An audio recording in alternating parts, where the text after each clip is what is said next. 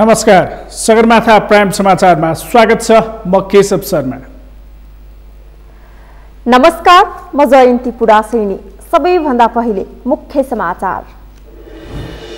कोरोनाका कारण पछिल्लो 24 घण्टामा 9 जनाको मृत्यु, 1197 जना संक्रमित, 2934 जना निको भए। तिहारको अन्तिम दिन आज भाइटिका सम्पन्न। रानीपोखरी स्थित बाल गोपालेश्वर मन्दिर र खुल्ला मञ्चमा पनि भाइटिका लगाइयो। मौसममा बदली भएसँगै देशैभर चिसो बढ्यो। पश्चिमी वायुको प्रभावले आगामी 3 दिन देशका अधिकांश स्थानमा वर्षाको सम्भावना। विश्वभर कोरोना संक्रमणका कारण 13,26,400 बढीको मृत्यु। संक्रमितको संख्या 5,49,42,000 नाग्यो। र नेपाली राष्ट्रिय फुटबल टिम बङ्गलादेशसँगको दोस्रो खेलका लागि प्रशिक्षणमा व्यस्त। पहिलो खेलको कमजोरी सच्याउने प्रशिक्षकको भनाइ।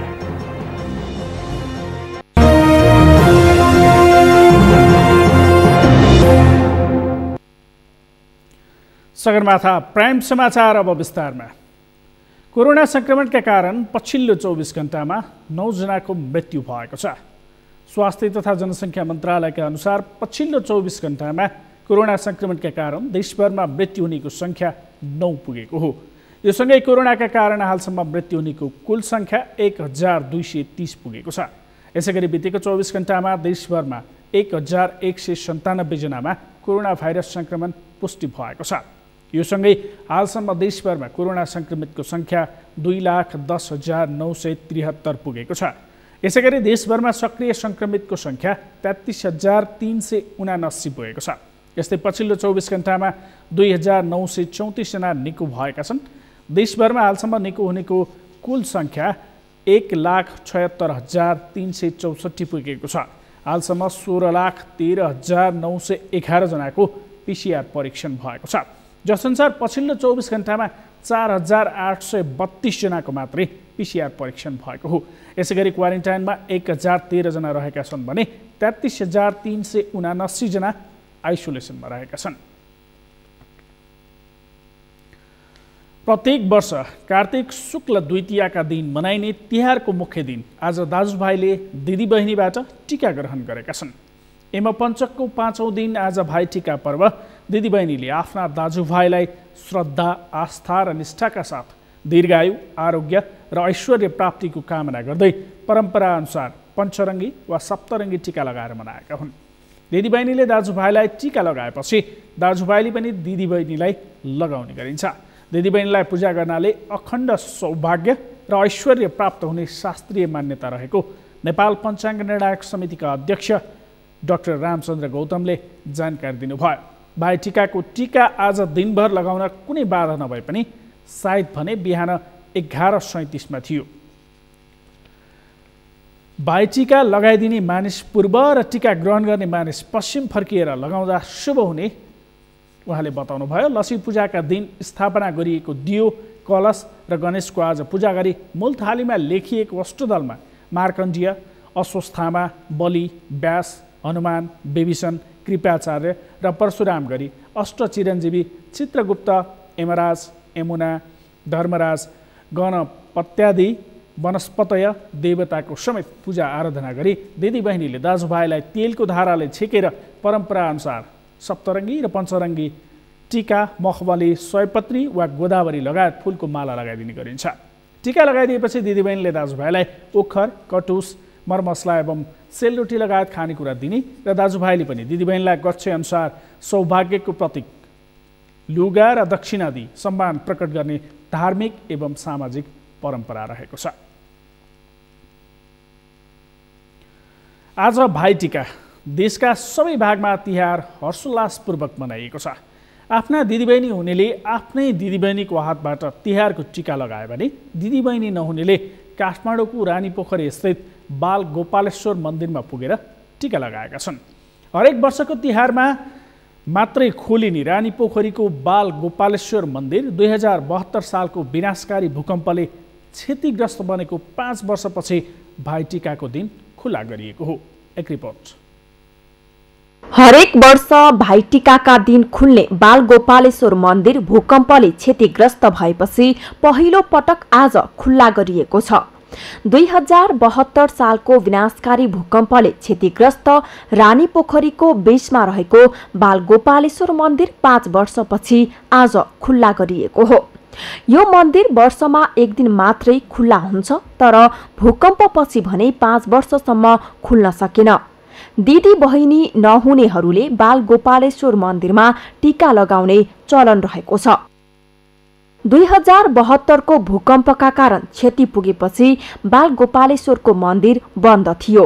मन्दिरभित्रको मूर्तिलाई छाउने स्थित संग्रहालयमा राखिएको थियो। अघिल्ला वर्षहरूमा भाइटिकाको दिन रानीपोखरी बाहिर मूर्ति राखेर पूजा गरिन्थ्यो।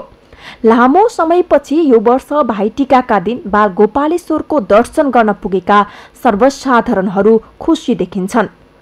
अघिल्लो वर्षभन्दा अहिले रानीपोखरी सफा रहेको सर्वसाधारणको भनाइ छ।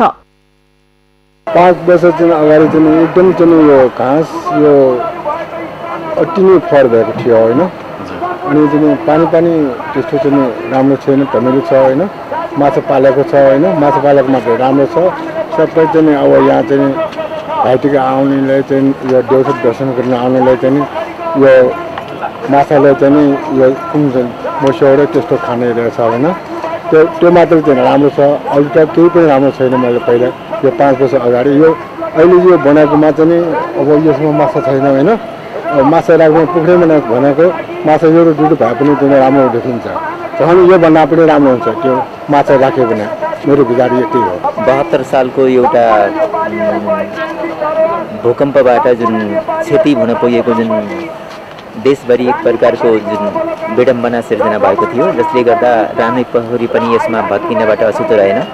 जसमा आज 5 वर्षपछि जुन रानीपोखरी जुन सम्पन्न रूपमा र यो दीपावलीको अवसरमा पनि जुन सम्पूर्ण दाजुभाइ दिदीबहिनीहरू जुन यहाँ आउनुभएको छ, जसको अवलोकन गर्दै हुन्छ, मलाई यसमा साह्रै हर्षोल्लासको अनुभूति भइरहेको छ। र जुन यसबाट यो मन्दिर भनेको जहाँ दिदीबहिनी नहुने दाजुभाइ र दाजुभाइ नहुने दिदीबहिनीहरूले यसमा टीका प्रसाद ग्रहण गर्ने चलन छ। खोलेको धेरै बस्यो, उनीहरू खोलेको आज आउनु पाए धेरै खुसी लाग्यो। तपाईँहरू फर्किनु भएको त्यो पनि सिकेँ त एकदम खुसी लागेको हो। अब टिकट त लानु पर्यो होला। कोरोना संक्रमणको जोखिमका कारण स्वास्थ्य सुरक्षाका सम्पूर्ण उपाय अपनाएर दर्शनको व्यवस्था गरिएको छ।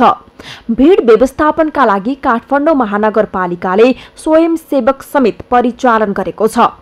फरक समुदाय अनुसार मङ्सिर 1 र 2 गते 2 दिन भाइटिका लगाउने भएकाले भोलि 2 गते पनि मन्दिर खुल्ला हुनेछ।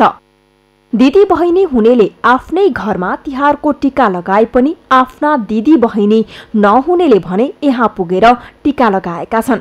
झण्डै 300 वर्षअघि तत्कालीन राजा प्रताप मल्लले आफ्ना छोराको मृत्यु भएपछि रानीको चित्त बुझाउन यो मन्दिर बनाएका थिए।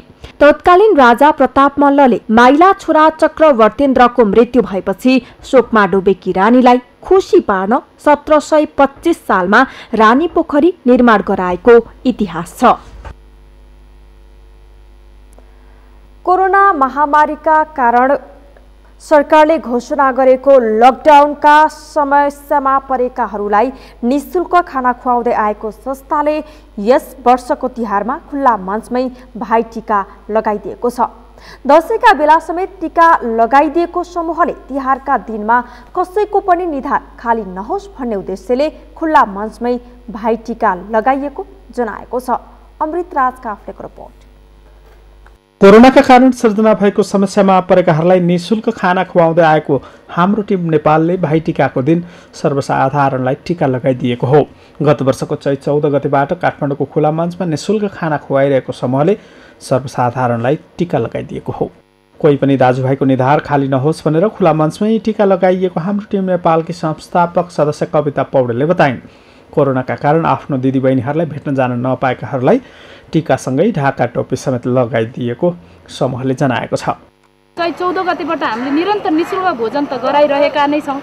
त्यसको अलावा पनि हामीले चाहिँ कसरी चाडबाडलाई हेरेर दसैँमा पनि उहाँहरूलाई हामीले यहाँ टिका लगाइदिने काम गरेका थियौँ होइन। त्यसै गरी तिहारमा चाहिँ कसरी कोही पनि दाजुभाइको चाहिँ निधार चाहिँ खाली हुन नपरोस् भनेर चाहिँ हामीले अहिले यो कार्यक्रम गरेका छौँ। यसै गरी हामीले सप्तरङ्गी टिका होइन, अनि त्यसपछि हाम्रो दाजुभाइलाई गरेको जस्तै ढाका टोपी ओढाएर माला मखमली माला लगाइदिएर उहाँहरूको आयुको कामना गरिरहेका छौँ। आफ्ना दिदीबहिनीहरूबाट टाढा भए पनि खुला मञ्चमा टिका लगाएका सर्वसाधारणहरू भने खुसी देखिएका छन्। हाम्रो टिम नेपालले अहिले पनि यो तिहारको अवसरमा यति राम्रो टिका टाला सहित गरेर ढाका टोपी उडाएर हामी यो निमुखा जनताहरूलाई मनोबल बढाइदिएकोमा म अति राम्रो भन्न चाहन्छु। सरकारले कोही भोको पर्ने छैन भोकले मर्ने छैन भन्ने, कोही भोको पर्ने छैन भोकले मर्ने छैन भन्ने, आज मलाई एकदम खुसी। हामी सबैजना हामी यो पीडित व्यक्तिहरूले चाहिँ यो हाम्रो नेपालले चाहिँ गरेको सहयोगमा म अति खुसी छु। लकडाउनपछि निरन्तर खाना खुवाइरहेको यो समूहले दसैँमा पनि सर्वसाधारणलाई टिका लगाइदिएको थियो। मङ्सिर 2 गतेबाट भने खुला मञ्चमा निःशुल्क खाना खुवाउने अभियान बन्द हुने भएको छ। काठमाडौँ महानगरपालिकाले स्वास्थ्य सुरक्षाको जोखिमलाई मध्यनजर गर्दै खुला मञ्चमा निःशुल्क खाना खुवाउने अभियान बन्द गर्न लागेको हो। सगरमाथा टेलिभिजनका लागि क्यामेरामा सुरेन्द्र राउतका साथमा अमृतराज काफ्ले, काठमाडौँ। शहरी विकास मन्त्री कृष्ण गोपाल श्रेष्ठले कोरोना विरुद्धको लडाईँ जित्न कडा अनुशासनको पालना गर्न सबैलाई आग्रह गर्नुभएको छ। शङ्खधर साखुवाको शालिगमा माल्यार्पणपछि आयोजित कार्यक्रमलाई सम्बोधन गर्दै मन्त्री श्रेष्ठले कडा अनुशासनका साथ स्वास्थ्य सुरक्षाका मापदण्ड पालना गर्न आग्रह गर्नुभयो।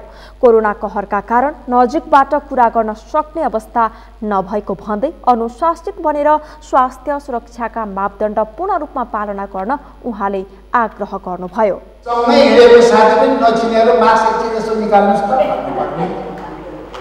यो परिस्थितिले ल्याएको बाध्यता हो।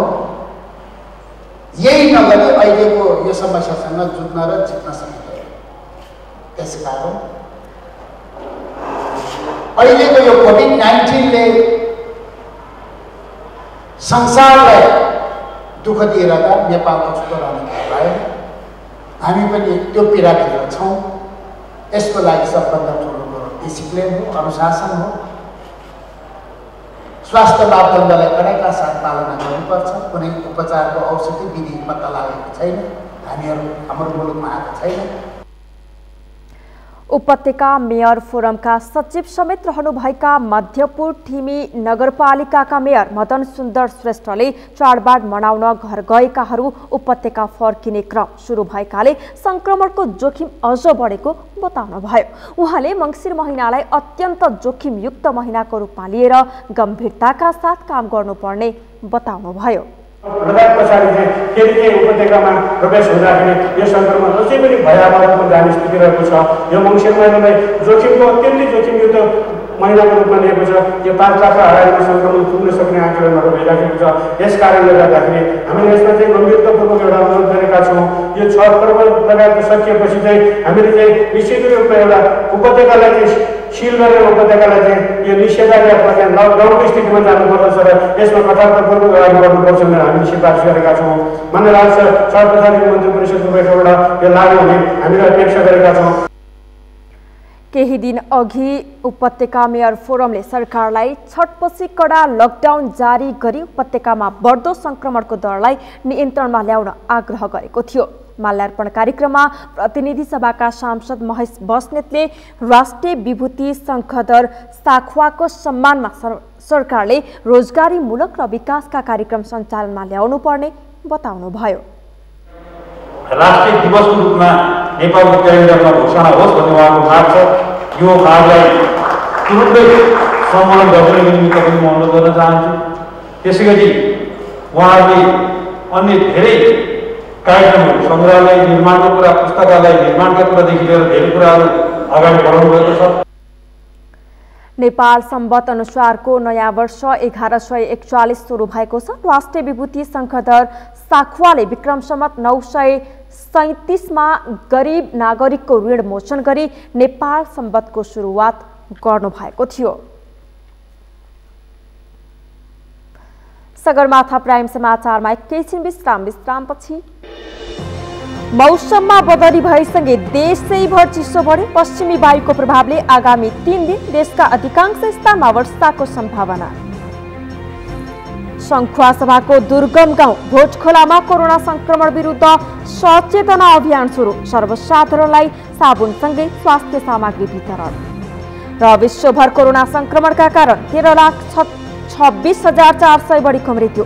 संक्रमितको संख्या 5,49,42,000 नाग्यो।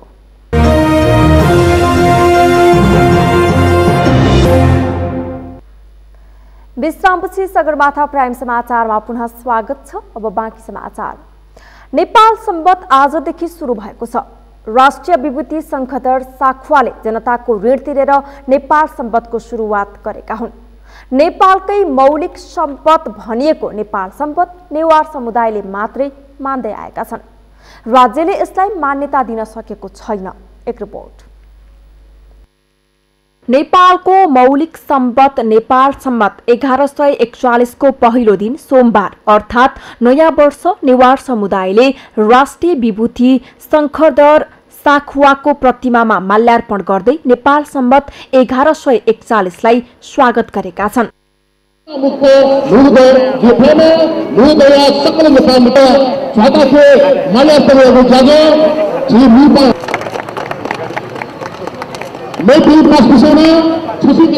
विशेष गरी नेवार समुदायले नेपाल सम्बत धुमधामका साथ मनाउने गर्दछन्। विगत वर्षहरू मोटरसाइकल र्याली, शहर परिक्रमा लगायतका विभिन्न कार्यक्रम गरी नेपाल सम्बत मनाउने गरिएको भए पनि यो वर्ष कोरोना महामारीका कारण औपचारिकतामा मात्रै सीमित रह्यो। राष्ट्रिय विभूति शङ्खधर साखुवाले विक्रम सम्मत 937 तदनुसार इस्वी सम्मत 880 मा गरीब जनताको ऋण मोचन गरी नेपाल सम्बतको सुरुवात गरेको विश्वास गरिन्छ। विश्वभरि नेवार समुदायले नेपाल सम्बत मनाउने गरेका छन्। आजको यो दिन नेपाल सम्बतको नयाँ वर्षको दिन हो। यो नेपाल सम्बत भनेको नेपालको मौलिक सम्बत हो, जनताको सम्बत हो। त्यसकारण हामीले यसपालि जति उल्लास मनाउनु पर्ने हो त्यो कोरोनाले गर्दाखेरि हामीले गर्न सकेन। नेवार समुदायका अगुवाहरूले नेपाल सम्बतलाई राष्ट्रिय सम्पदको रूपमा मान्यता दिए पनि सरकारले आधिकारिक रूपमा प्रचलनमा नल्याएको भन्दै सरकारसँग असन्तुष्टि व्यक्त गरेका छन्। नेपालको आफ्नो सम्पद हुँदाहुँदै पनि प्रचलनमा नल्याउनु दुःखद भएको नेवार समुदायका अगुवा तथा सर्वसाधारणहरूको भनाइ छ। सरकारले नेपाल सम्बतलाई राष्ट्रिय सम्बत भनेर मान्यता दिइसक्यो। शङ्खधर साखुवा जुन नेपाल सम्बतको चलाउनु भएको छ, शङ्खधर साखुवालाई राज्यले विभूति गरिसक्नुभयो है। अब यहाँ हामी अहिलेसम्म पनि मलाई लागेको के हो भने नेपाल सरकारले राष्ट्रिय विभूति घोषणा गरिसक्यो, नेपाल सम्बत भनिसक्यो। तर यो सम्बतलाई सरकारले अहिलेसम्म पनि आधिकारिकबाट यसको तिथि मिति लेखेको हामीले देखेको कमै पाउँछौँ। नेपालको भूमिमा चाहिँ मतलब जगेर्ना गरेको यो शङ्खधर साखुवाले प्रवर्धन गर्नेको सम्बत हो। त्यसैले यो चाहिँ सम्बत नेवारहरूको लागि मात्र होइन कि सम्पूर्ण नेपालीहरूको चाहिँ मतलब यो सम्पद हो। आफ्नै चाहिँ मतलब भूमिमा चाहिँ मतलब जन्मेको यो यसलाई चाहिँ राष्ट्र र सबै सम्पूर्ण चाहिँ जनसमुदायले जगेर्ना गर्नुपर्ने हो। नेपाल सम्बतलाई राष्ट्रिय मान्यता दिँदै आधिकारिक रूपमा प्रचलनमा ल्याउनु पर्ने माग राख्दै विक्रम सम्बत 2007 सालदेखि नै अभियान चल्दै आएको छ। अहिले विश्व नै कोरोना महामारीसँग लडिरहेको अवस्थामा कोरोना मुक्त वर्ष 1141 होस् भन्ने कामनाका साथ शुभकामना आदान प्रदान गरी नेपाल सम्बत मनाइरहेको नेपाल सम्बत नुहुँद राष्ट्रिय समारोह समितिका संयोजक रमेश महर्जनले बताए। नेपाल सम्बत हाम्रो 1141 नयाँ वर्षको उपलक्ष्यमा सम्पूर्ण नेपाली दिदीबहिनी दाजुभाइहरूलाई चाहिँ मङ्गलमय शुभकामना छ। आजदेखि हाम्रो नयाँ वर्ष सुरु भइरहेछ। जुन हाम्रो यो नयाँ वर्ष यो नेपाल सम्बत राष्ट्रिय सम्बत हाम्रो मौलिक सम्बत हाम्रो पहिचानको सम्बत जुन नेपाली दाजुभाइहरूले नि स्थापना गरेको चलाएर आइरहेको ऐतिहासिक महत्त्व भएको जुन चाहिँ जनताहरूको ऋण मोचन गरेर स्थापना गरेको यो नेपाल सम्बत देशको नाउँको सम्बत, यसको सम्बतको आज 1141 वर्ष लागिसकेको भएर चाहिँ सम्पूर्ण देशभित्र देश बाहिर रहनुभएका सम्पूर्ण नेपालीहरूमा जुन अहिले सङ्क्रमण फैलिरहेको छ त्यो सङ्क्रमणबाट मुक्त होस् र सङ्क्रमणबाट कसैले पनि नछोस्। गरिब जनताको ऋण मोचन गराई सामाजिक सेवाको उत्कृष्ट नमुना प्रस्तुत गरेको र नेपालमा मौलिक सम्पद समेत चलाएको कार्यको उच्च मूल्याङ्कन गर्दै 2056 सालको नयाँ वर्षका दिनमा तत्कालीन प्रधानमन्त्री कृष्ण प्रसाद भट्टराईले साखुवालाई राष्ट्रिय विभूति घोषणा गर्नुभएको थियो। विक्रम सम्वत 2065 मा प्रधानमन्त्री पुष्पकमल दाहालले नेपाल सम्बन्धी राष्ट्रिय मान्यता पाउने घोषणा गर्नुभएको थियो, तर आधिकारिक दस्तावेजहरूमा भने राष्ट्रिय सम्पद भनेर उल्लेख गरेको पाइँदैन। काठमाडौँ उपत्यका सहित देशभरि नै आज मौसम बदली भएसँगै चिसो बढेको छ। आज बिहानीदेखि मौसममा आएको बदलीका कारण चिसो बढेको हो।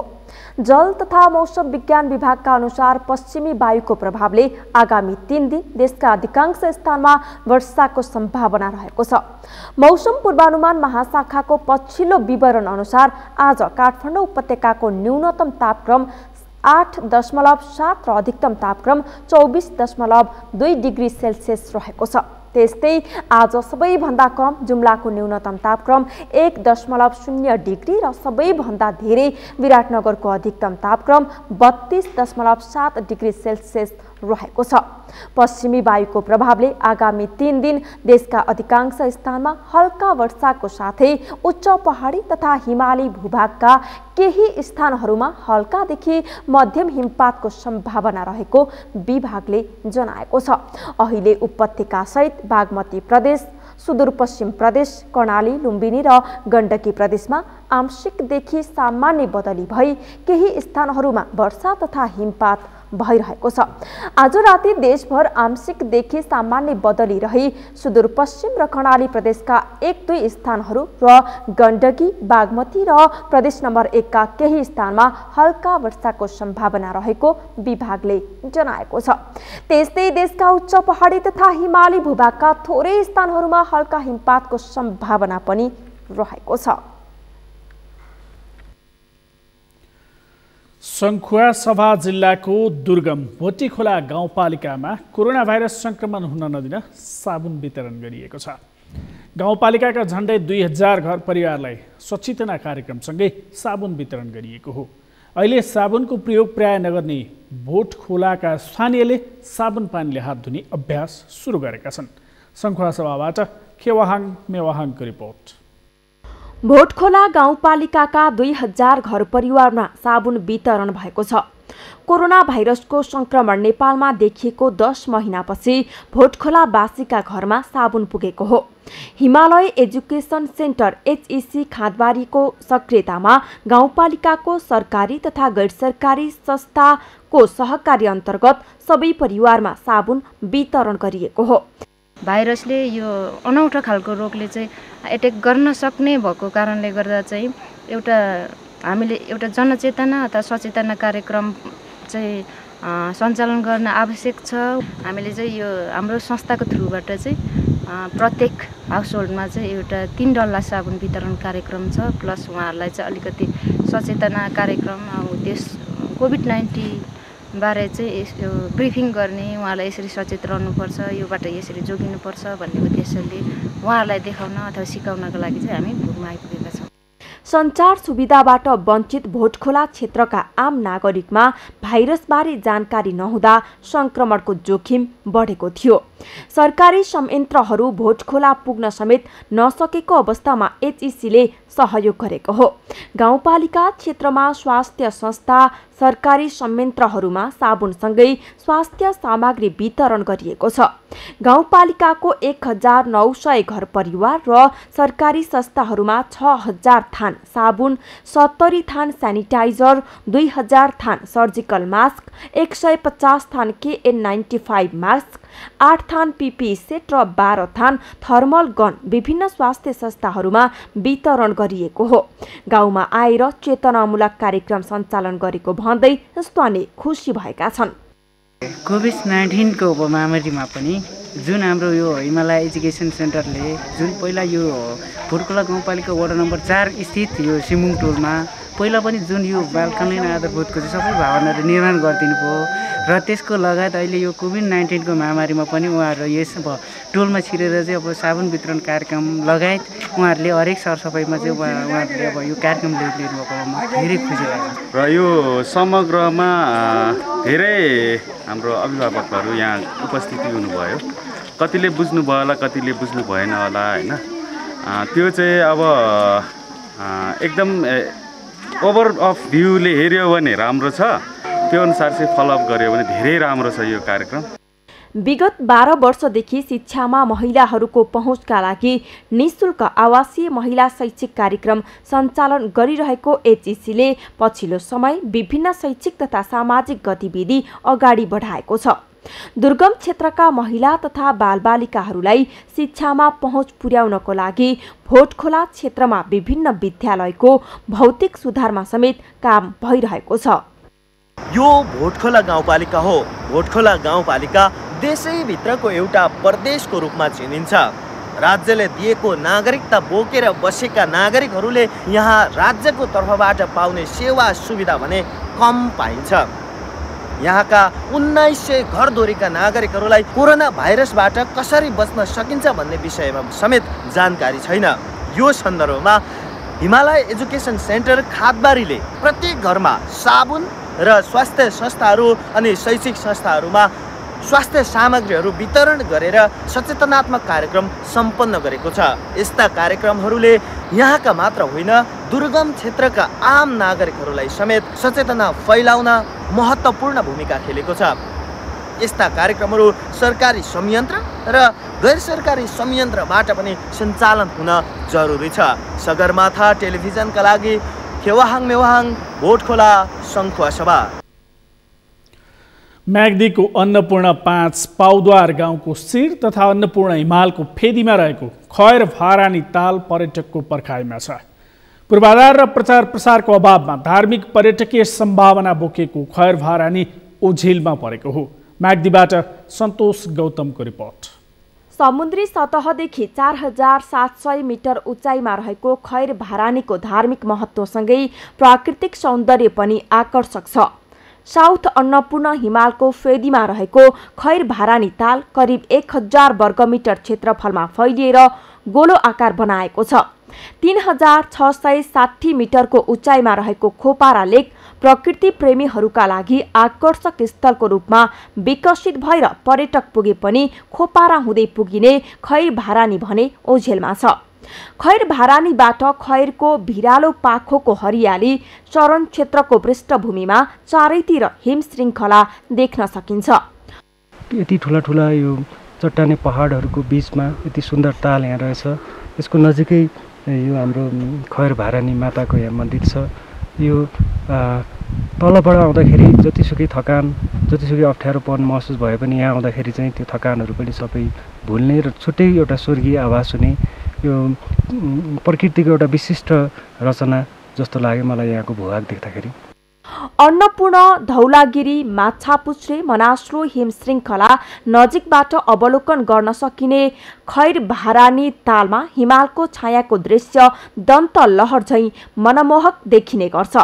छिनछिनमा फेरिरहने मौसम र बादलसँग सुन्दर दृश्यहरू लुकामारी गरिरहेका हुन्छन्। प्रभातकालीन समयमा मौसम सफा हुँदा भिरालो भूगोलको घाँसे मैदान असाध्यै सुन्दर देखिने गर्छ। कुहिरो र बादलसँग लुकामारी गर्दै यात्राका क्रममा आँखा डुलाउँदा हिम दृश्य, हरियाली पाखा, विभिन्न प्रजातिका रङ्गी बिरङ्गी फूल, झुण्ड झुण्डमा देखिने भेडाका बथान, आकाशमा देखिने सफा सेतो बादल, एकान्त ठाउँबाट स्वच्छ हावाको स्पर्श गर्दै उडेका पंक्षी देख्दा मनै पुलकित हुन पुग्छ। एकदम नाकै ठोसिने उकालो पार गरेर जब हामी खैर भारानी थाना आइपुग्यौँ अथवा यो खैर ताल आइपुग्यौँ, त्यो थकाइ त्यो दुःख सबै यहाँको प्राकृतिक वातावरणले बिर्साइदियो। सँगसँगै मनले चाहेको पुरा गरिदिने भारानी माताको दर्शनले मनमा आध्यात्मिक भावना पनि जगाउँदो रहेछ। खोपाराबाट 1000 मिटर उचाइमा हिमाली क्षेत्रको भूगोलमा उकालो हिँड्नु पर्ने, होटल तथा होमस्टेको व्यवस्था पनि नभएकाले खैर यात्राका लागि थप साहसको आवश्यकता पर्छ। खैर भारानी तलाउ र परिसरमा रहेको थानमा जनै पूर्णिमा पर्वमा मेला लाग्ने गरेको छ। अन्य समय भने यो क्षेत्र सुनसान हुने गरेको छ। खैर भारानीको दर्शन र पूजाआजा गरेमा मनोकांक्षा पूरा हुने तथा मोक्ष प्राप्त हुने जनविश्वास छ। पाउद्वारका बासिन्दाहरूले 9 वर्ष अघि स्थापना गरेको खैर भारानी थान तथा क्षेत्र संरक्षण कोषबाट खैर भारानीको संरक्षण, प्रवर्धन र पूर्वाधार निर्माणको काम हुँदै आएको छ।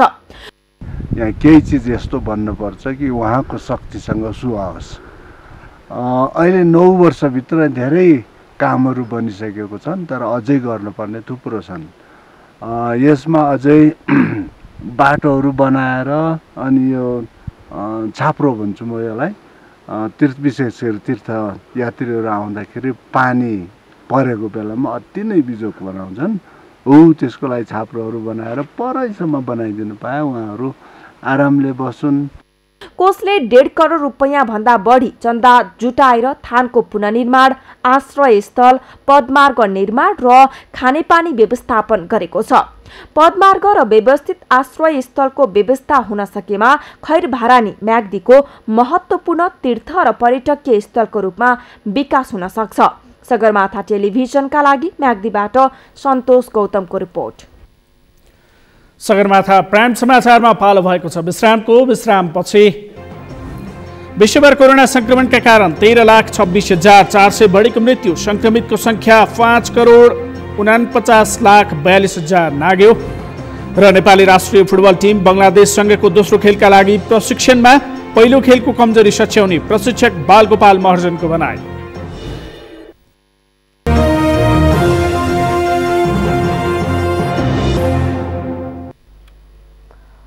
अब पालो अर्थ समाचारको। अर्थ समाचारका प्रायोजक हो आफ्नो विश्वास हो त्रिशक्ति सिमेन्ट। फूल तथा मालाको माग बढ्दै गएपछि पाल्पामा व्यावसायिक रूपमा फूल खेती पनि बढ्दै गएको छ।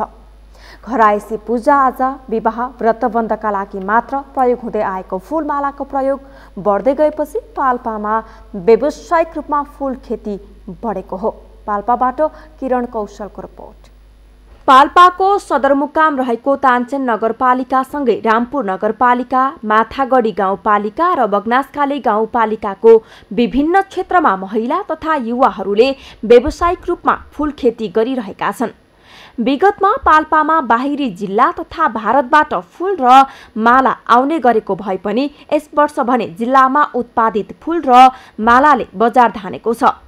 व्यावसायिक फूल उत्पादनमा स्थानीय सरकारदेखि प्रदेश सरकारले सहयोग गरेपछि पाल्पामा व्यावसायिक रूपमा फूल खेतीको क्रम बढेको हो। तानसेन नगरपालिका र ग्रामीण आर्थिक विकास सङ्घ रेडाले महिलाहरूलाई तालिम दिएर फूल खेतीमा प्रोत्साहन गर्दै आएको छ। तालिमपछि 5 जना महिलाहरूले तानसेनमा सामूहिक रूपमा फूल खेती गर्दै आएका छन्। महिलाहरूले तानसेन पुष्प समूह गठन गरी तानसेनको काजी पौवामा 2 रोपनी जग्गा भाडामा लिएर फूल खेती गर्दै आएका छन्। फूल खेती गर्न सजिलो र आम्दानी राम्रो हुने भएकोले आगामी दिन अझ व्यावसायिक रूपमा खेती विस्तार गर्ने तानसेन पुष्प समूहको योजना छ। हामीले यो जुन फूल खेती गरेका छौँ यो तानसेन नगरपालिकामा पहिलो पटक हो। पाल्पा जिल्लामा चाहिँ 3-4 वटा ठाउँमा यो सुरुवात भइसकेको छ। अहिलेको पर्वलाई लक्षित गरेर हामीले यो खेती गरौँ भनेर हामीले त्यो सुरुवात गऱ्यौँ र यो सुरुवातसँगै हामी लगभग अहिलेसम्म हामी विभिन्न चुनौतीहरू आए पनि हामीले यसलाई अवसरको रूपमा प्रयोग गरिराखेका छौँ र हेरिराखेका पनि छौँ। तानसेनका महिलाहरूले 50,000 रुपैयाँको फूलको बेर्ना बिक्री गरिसकेका छन् भने यस वर्षको तिहारमा 1 लाख रुपैयाँको माला बिक्री गरेका छन्। तिहारको लागि 700 मालाको अर्डर पाएपछि उनीहरूले 100 माला पठाइसकेका छन्।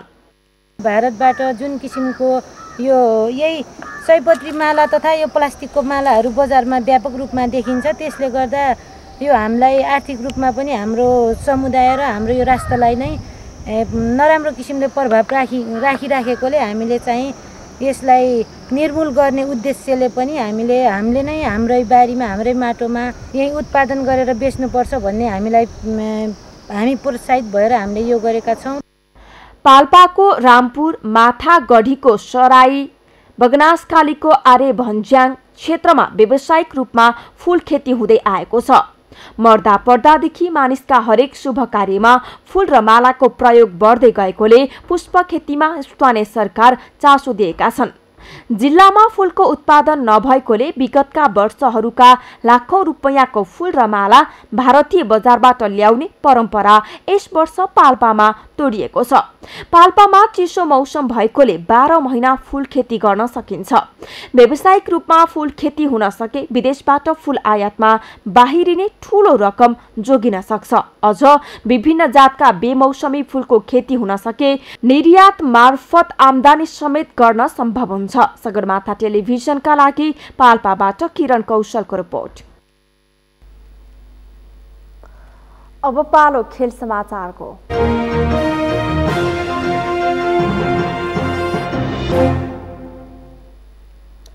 नेपाली राष्ट्रिय फुटबल टिम बंगलादेशसँगको आफ्नो दोस्रो खेलका लागि प्रशिक्षणमा व्यस्त रहेको छ। पहिलो खेलमा 2-0 गोल अन्तरले पराजित भएको नेपाली टोली दोस्रो खेलमा जित्नै पर्ने दबावका साथ प्रशिक्षणमा जुटेको हो। नेपालले आफ्नो अन्तिम खेलका लागि शेख जमल धनमण्डी मैदानमा प्रशिक्षण गरिरहेको छ। नेपाली फुटबल टोलीका प्रशिक्षक बालगोपाल महर्जनले पहिलो खेलमा बेहोरेको हारलाई मध्यनजर गर्दै प्रशिक्षण थालिएको बताउनुभयो। पहिलो खेलमा भएका कमी कमजोरीहरूलाई सच्याउने गरी दोस्रो खेलको तयारीमा आफूहरू रहेको उहाँले बताउनुभयो। कोभिडका कारण पर्याप्त अभ्यास नभएकाले पहिलो खेलमा पराजित हुनु परेको उहाँले बताउनुभयो। खेलाडीहरू पनि दोस्रो खेलका लागि उत्साहित रहेका छन्। टिममा केही नयाँ अनुहार हुनु र कोभिडका कारण पर्याप्त अभ्यास नभएकाले पहिलो खेलमा नतिजा आफ्नो पक्षमा नभएको उनीहरूको भनाइ छ। शनिबार गरिएको कोरोना परीक्षणको रिपोर्ट पनि सबैको नेगेटिभ आएको छ। यो सँगै हामी सगरमाथा प्राइम समाचारको अन्त्यमा छौं। अन्त्यमा मुख्य समाचार फेरि एकपटक। कोरोनाका कारण पछिल्लो 24 घण्टामा 9 जनाको मृत्यु, 1197 जना संक्रमित, 2934 जना निको भए। तिहारको अन्तिम दिन आज भाइटीका सम्पन्न रानीपोखरी स्थित बालगोपालेश्वर मन्दिर र खुल्ला मञ्चमा पनि भाइटीका लगाइयो। मौसममा बदली भएसँगै देशैभर चिसो बढ्यो। पश्चिमी वायुको प्रभावले आगामी 3 दिन देशका अधिकांश स्थानमा वर्षाको सम्भावना। विश्वभर कोरोना संक्रमणका कारण 13,26,400 बढीको मृत्यु। संक्रमितको संख्या 5,49,42,000 नाघ्यो। र नेपाली राष्ट्रिय फुटबल टिम बंगलादेशसँगको दोस्रो खेलका लागि प्रशिक्षणमा पहिलो खेलको कमजोरी सच्याउने प्रशिक्षक बालगोपाल महर्जनको भनाइ।